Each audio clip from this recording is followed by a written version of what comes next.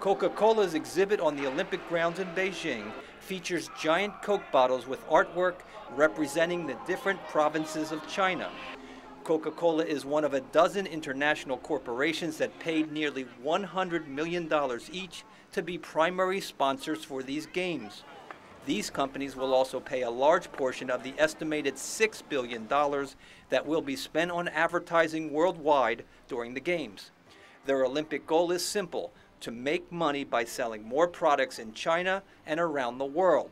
Some human rights groups say by doing business with China, these companies give the government a silent endorsement for its repeated human rights violations.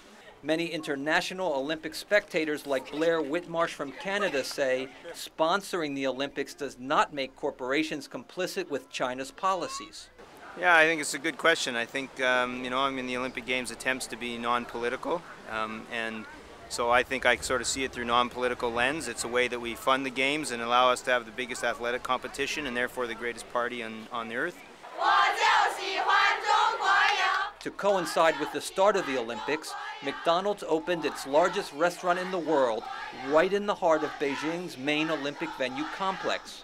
McDonald's has been doing business in China since the 1990s, and this year will have 1,000 restaurants in the country. Former U.S. Olympic star Carl Lewis was hired by McDonald's to promote its grand opening in Beijing and coach a Big Mac hamburger making competition. He defends companies like McDonald's working in China, saying they are a positive influence. Obviously, we can't go backwards on globalization. We're here as it is. And for companies like McDonald's, who you see everywhere in China, every single day, out there doing things and hiring people and getting Chinese to understand what different cultures are about, I think it's a good thing. U.S. Olympic Committee Chairman Peter Ueberroth was also on hand at the opening.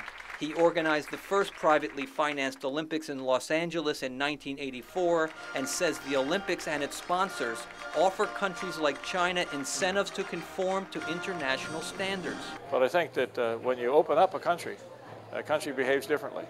And the Olympic Games opens up a country like no other event in history.